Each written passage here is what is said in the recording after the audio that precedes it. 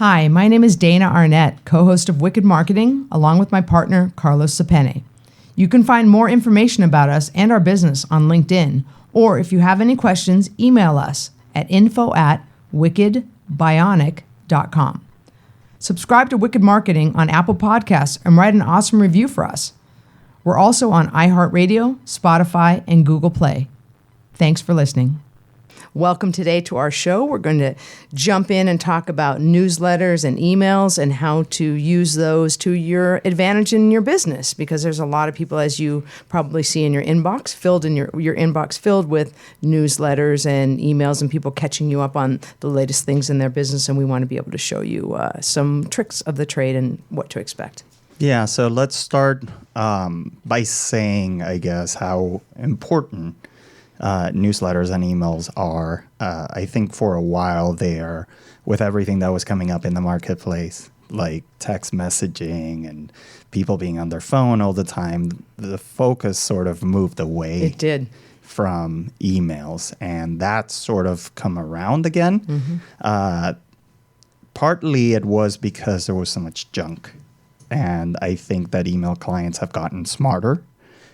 People have gotten smarter, too, about how they interact with email and how they filter through their email and what they will look at and what they won't look at. So one thing that hasn't changed, though, is how useful email can be to you. And I think part of that has to do with the fact that it allows you to create that personal communication that people can rely on over time so that they know that they have something coming in from And I your think brand. that's what's changed, is how we approach people that we want to connect with. That's what's really changed, because we all know when we're marketed to, we can spot it a mile off, and we don't like that anymore. So. Yeah. So I think what would be useful and how we can help provide some value with this podcast is just to talk to people about how email's not a set it and forget it. Mm-hmm. Nothing in marketing is a set it and forget it sort of initiative. And what are the sort of things that you should be looking after when you're making your email campaigns? So let's start with whether or not you're making it onto people's inboxes. And let's talk first about what tools they would use, so that this doesn't mean you're writing one email and putting two and all the people in the two or the CC line, but there are tools out there. Yeah. So usually when you're starting an email campaign, you have a list of emails of people. Hopefully it's a list of emails that you've gathered of clients. If you haven't gathered any emails, that's a place to start, right? Thinking Clients about and how do you customers. collect your clients and customer emails and how you communicate with them. And then once you have that list, then there's tools out there. Some of them are free, or some of them have a limited amount of number of emails that you can send for free. Common ones are Constant Contact, MailChimp, but there's a ton of them out there. MailChimp is probably the simplest and as far as user-friendly, and I do know they allow 2,000 free emails to be sent out a month. So yeah, and their templates are 2,000 users, I'm sorry. Yeah, 2,000 users on your list. So that's, part of why you want your list to actually be people that are looking at your emails or that are potential clients, because you're spending your users on your list on those people. That's right. So then once you have a list of people, the first step, I think, would be to determine what is it that you're trying to tell people, right? What is it that your newsletter is about? And what's the goal of your newsletter? Right. Is it to generate leads? Is it to inform people about things that you're doing?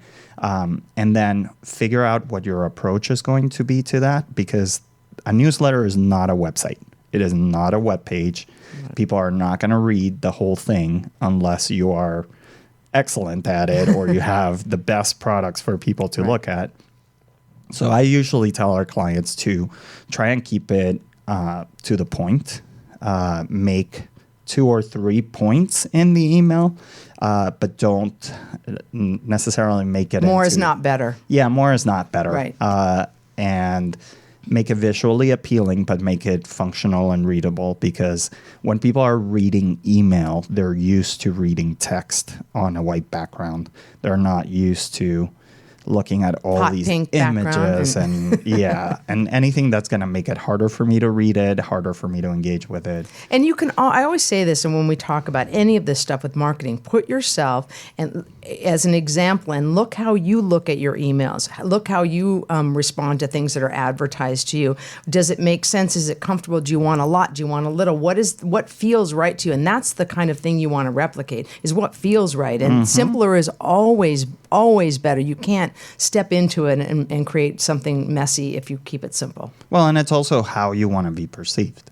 For sure. Right? Because your email will only be read if people open your email. That's right. Right? Right. So the first interaction that you have, the first chance that you have is when that email lands in the inbox. Right. Right? So step one is determining whether your emails are landing in the inbox if you've been doing this for a while, or creating subject lines and descriptions for your email that are going to make people want to open them. And there's a million tools that'll say creating the perfect subject line. And there's a lot of examples of really successful campaigns that you can Google and see what people are using or what has worked and maybe inspire you. So I tell our clients normally 7 words for a subject line, 40 characters. Max is sort of the optimal place. And you want to think about what is it that I'm going to say there that is going to get people to open it and engage, right? Because that's sort of part of what determines whether or not you continue to land in the inbox or you get flagged as spam, which means you stop over time. When the more flagged you are as spam by people, the more you end up in the spam folders of everybody, and right.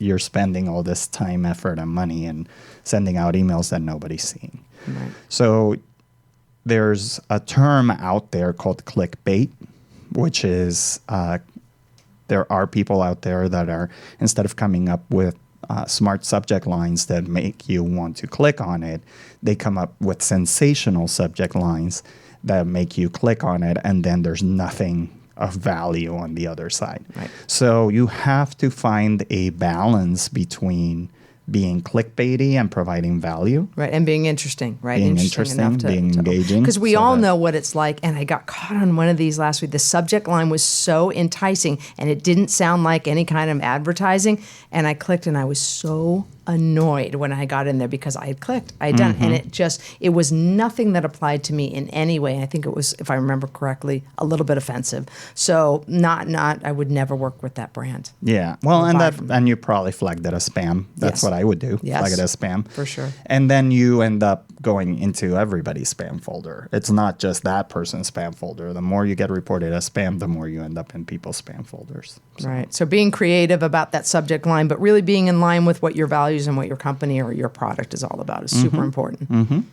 And then, so once someone clicks in to read your newsletter, what is it that you're trying to achieve with it, right? A lot of people think, oh, I'm going to tell stories in my newsletter, and I'm going to tell long stories. God. And give people an update about everything that's been going on. And Go do that on your Facebook page. And then at the very bottom of it, if I remember, I'll put a link for people to click on. Right, because they have read every single word I've written because I am that important. You are that important and In that their interesting that they're going to spend the time of their day. Now, think about it this way. When do you read email, right? A lot of your emails are read either in the morning, during lunchtime, or after work, right? Or towards the end of the your day. non-work emails, Your yes. non-work emails. So, and that's actually I know, not really that true. not really that true, because during work hours, that's when we all read all of our emails. Yeah, during work hours, they tend but to they be certainly open don't as well. have time to read a 3-page email. That's the point. During They don't work. have the time. So prioritize what you want people to do at the very top of your email. So determine what your priorities are. If you're selling a product, nail that product so that people know this is why I'm continuing to read this or look at this and provide a link to the product. Yeah, pretty without high me having up there. to Scroll. read 7 miles of email Right. before I can get into the product. And we often talk about, how to simplify your message, and certainly it applies to emails, newsletters. It's always good to read something to somebody else before you send it out and say, and especially not somebody that's particularly close to you, but to read it and say, do you understand what I'm trying to say or what I'm trying to offer? Is this simple enough that you get it and would click here? That's what because we all get so in our head trying to explain our product or service that it's really nice to have somebody to bounce it off of. Yeah. So once you have your email and you send that out there, don't abandon your email. Right. What is that? Don't next just send piece? it out into the jungle and leave it out there, right? hope. And hope that people are reading it. What you're going to want to look at is at your open rate and your click rate. And your open rate is the percentage of people from the people that you sent that email to that actually opened it. And that's found as an example within MailChimp. There is a tool there that says basically how many people opened it or didn't. So it's not like something you got to dig for. It keeps track of who opened and literally will give you the names of who opened and how many times they opened it. So it's super easy to find within a tool like MailChimp. Yeah. So anywhere from 17.8 to 20.8, funny enough, % of people should be opening your email. It's a goal. That's an average across industry rate. You can always Google online your specific industry and what that open rate should be. And that's your goal, right? You want to exceed that. You want Anything to do better than that percentage range is fantastic. And so how do I optimize for my open rate? Well, you create good subject lines, right? So that people will open it. You also look at the people that are never opening your email. For sure. And do you want to continue sending them an email? And look at the people that reject your email and don't want to be a part of it, and make sure you remove them from all your lists, because there's nothing worse than they've reported or they're not happy, they don't want to engage, and then you continue to engage with them. Yeah. So you clean your lists by deleting those people or removing those people from your list so that they don't continue to get the information. So if I have not opened your email in 10 emails, I'm probably not going to open your email in the next 3 to 4 emails either. Or I'm no longer on the planet. Yeah. Or I don't even look at that email address, or you're going to Anymore. my spam. So those are simple ways for you to optimize your open rate. Make sure that your content is being delivered to people that are actually going to engage with it. And then once people open your email, what are they clicking on? And you can track that in a tool like MailChimp. Yeah. So that's your click rate, right? So look at where people are clicking, because sometimes you'll find surprises. They'll click on an image. Yeah. Or you think that your top product at your store, at your brick and mortar store, is going to be the one that's going to do great on your digital platforms, on your digital marketing. point.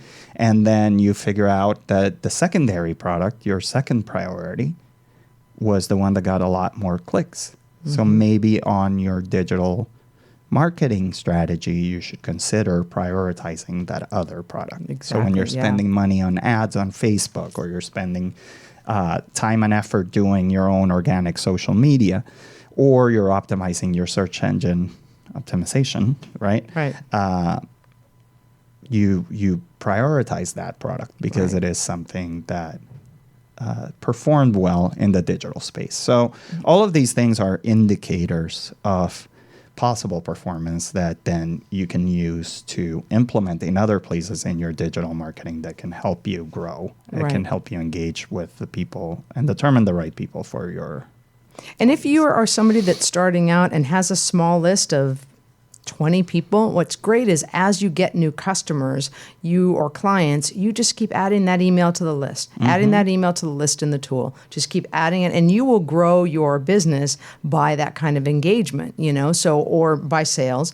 And that list will grow, because when you find your sweet spot of who keeps buying from you, then those people will be responding, and then it'll even help you better when you're looking at your analytics to see what, like Carlos said, what's popular and what people care about the most. And you can use your list to grow your list. That's exactly right. Right? So what are cool things that you can do with your newsletter, with your email, that can get people to share that email with their friends and family? And think about that, right? So giving them a 10% off for every person that you refer to this email, right? So that person that you're referring gets 10% off and you get 10% off. That's right. And believe it or not, those techniques are effective. And offering a discount on a product within the email that clicks to the discount that's just for that particular thing is great. It's a great way to get people interested. We all want a good discount, right? Yeah. So what's important really here is that I hear this often where people are creating their websites, creating their newsletters, and they're sending these things out and they don't know why they're not working. And they're continuing to put that time and effort. And at the end of the day, time is money, right? So if you are going to spend the time and the effort in creating an email newsletter, if you're going to spend the time and effort in learning a tool like MailChimp or Constant Contact or any of the millions of tools out there, or even if you're sending out your email by hand, then at least pay attention to how it performs, whether or not the content that you're sending is interesting to people. Do they open it? What they do once they open it? And then, you know, the more you learn from those kind of things, the more you're going to get back from it, from your investment. And smarter, The smarter you're going to get about it. And the smarter you're going to get about looking at trends that are happening with how people interact with your brand, how they interact with your messaging.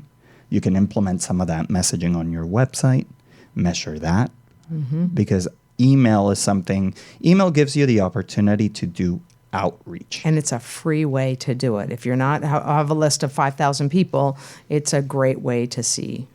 So, you know, whereas in order for you to test the messaging that you have on your website, for example, you have to get people to your website. When you're sending out an email newsletter, you're sending it out to them. That's right. So you're able to test that messaging there, and that's going to help you with your overall marketing strategy for your brand. And to Carlos's earlier point, you don't seeing if nobody is reacting to your emails and you keep sending the same style, the same look, the same feel, and it's not converting anybody, then that's when the best time, if you're already doing this, is to go back and look at how you're presenting yourself. And take a leap. Do something different. Right. Try something new. Because if it's nobody's opening it, it's not going to get any worse. Well, and it's an email. I mean, you can't break your brand in an email. I mean, you could, but, we're all pretty smart people. So, yeah. So hopefully that was helpful to everybody. And keep creating emails and newsletters because it is effective. And it is effective in an organic way, in essence. So it'll help you grow the more you pay attention to it. In many ways. So thanks for joining us today for Wicked Marketing. You can subscribe to our podcast on Apple Podcasts or on Spotify. We're kind of everywhere now. We hope that you find these podcasts helpful, and we look forward to sharing more value in the future with you. Next time. Thank you for listening today. Don't forget to subscribe to and share Wicked Marketing on Apple Podcasts and write an awesome review for us. We are also on iHeartRadio, Spotify, and Google Play. See you next time.